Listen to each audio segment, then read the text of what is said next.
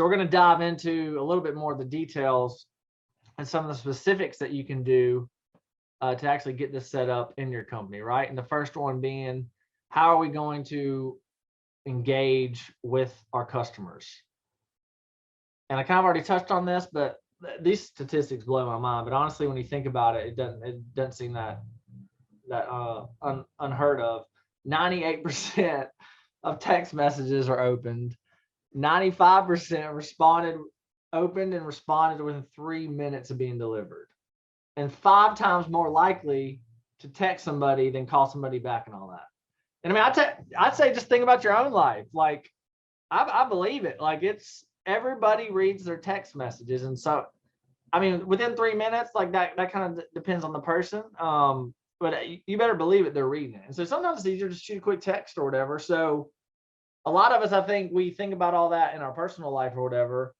But I can promise you, because we're doing this and testing it with our clients, like even in the real world, in the business world, like it's just easier. Like if somebody's, they're busy and they can't quite hop on a phone, but they can say, hey, yeah, come to my house tomorrow, 2 p.m. for an estimate. That works. Boom. They text, you text them back. Okay, confirm, see you then, or whatever, right?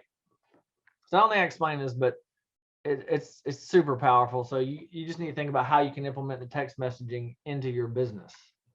And then again, I touched on this. You want to follow up quickly, and why? 15 minutes go by, it's cold. It's probably less than that, honestly. On the emergency water jobs, like it's if you don't answer that phone or text them back within like 3 minutes, like they're calling Puro Clean, Servpro, ABC Restoration. They're going to stay on the horn if it's an emergency job until somebody answers the phone. And a follow-up is 5 minutes. A follow-up within 5 minutes is 21 times more effective than after 30. And yeah, like 5 minutes is like the sweet spot. And every minute thereafter, the conversion rate is just going to drop and drop and drop. And I mean, that's with callbacks too. Like, I know sometimes you guys get busy or whatever, but it's just imperative that you're the first one to talk to the person, and then first one. The most even more important thing is to get out there, right? Either you or dispatch a tech or whatever you need to do. But yeah, just look at these numbers. I mean, the odds of converting a lead drop 80% after the 5 minutes, and then 50% of leads go to the vendor that first responds, and I'd even add on to that first one that responds and then gets to the job will convert even better. So that's point number 2. Point number 3 is, apparently I can't spell, is you want to leverage automation. So again, this is where it's almost like having an employee instead of, somebody kind of has to oversee it, right? You can't just set this stuff and forget it forever.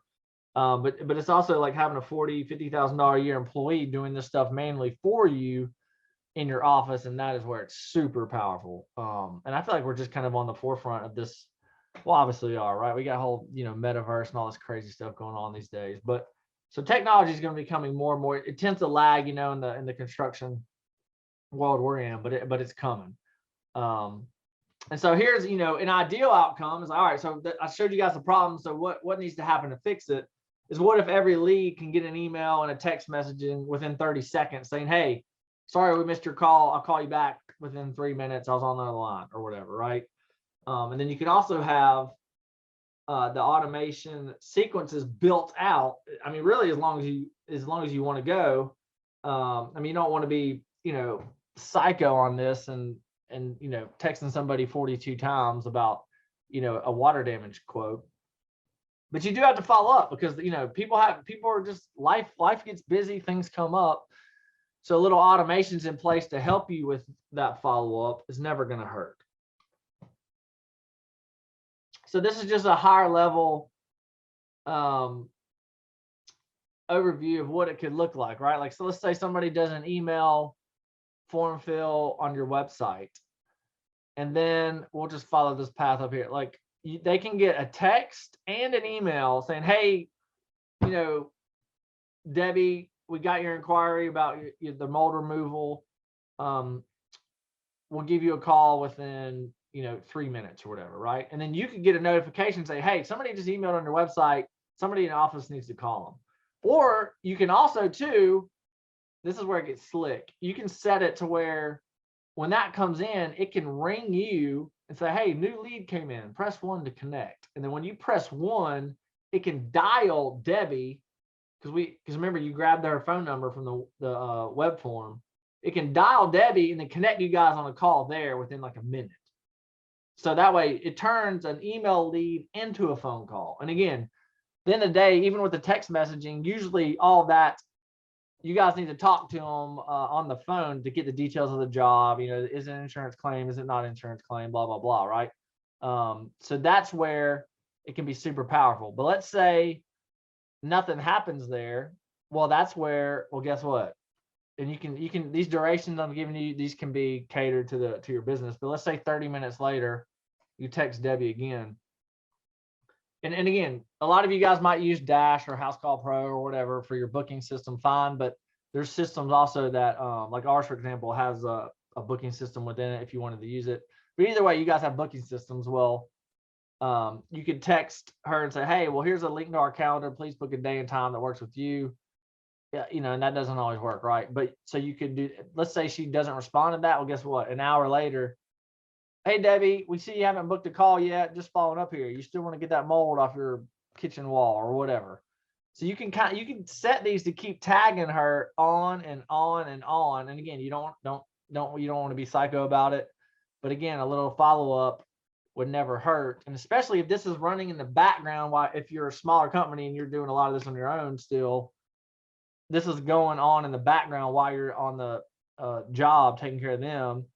And then you can kind of step into the automations and see where it's at with Debbie at that point. And again, I mean, there's all kind of different structures. I mean, you can layer in the call connect feature that I mentioned, the email, the text message. You can do voicemail drops too. Like, let's say Debbie did book a call for Tuesday at 2 p.m. Well, you could drop her a voicemail 30 minutes later, say, hey, Debbie, just wanted to call and say thank you for booking the appointment. We'll see you next Tuesday at 2 p.m. We're looking forward to helping you, remodel your kitchen or get your mold removed or whatever, right? But you can drop voicemails in there to where you don't even have to actually call them, but you can leave that into her cell phone voicemail inbox to let her know, hey, I got it. Your appointment's confirmed. We're looking forward to helping you. So I don't know. It's super powerful, and a lot of companies aren't leveraging this. And I mean, it can be a game changer. I mean, maybe some of you guys already have all this built out and it's rocking and rolling awesome because you're staying ahead of the game and on top of it. So, and again, let's talk real world. Like, why does this matter? Let's say in this example, let's just say there's 50 leads a month. This one's only converted at 50%. It's 25 jobs times 3,075. So let's say you're working with your marketing company and everything combined, right? Your direct mail pieces, your marketing company, your ad spend, whatever, is $5,000, right? So your ROI would be 15x. That's not too shabby. I can promise you your money sitting in your savings account is not earning that. So that's just an example. But what if you leverage some of this and it bumped that 50%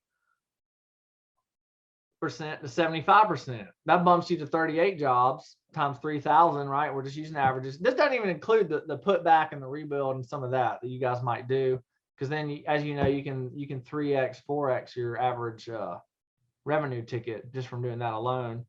But again, we're using averages here. So that bumps you to 114 grand for that month.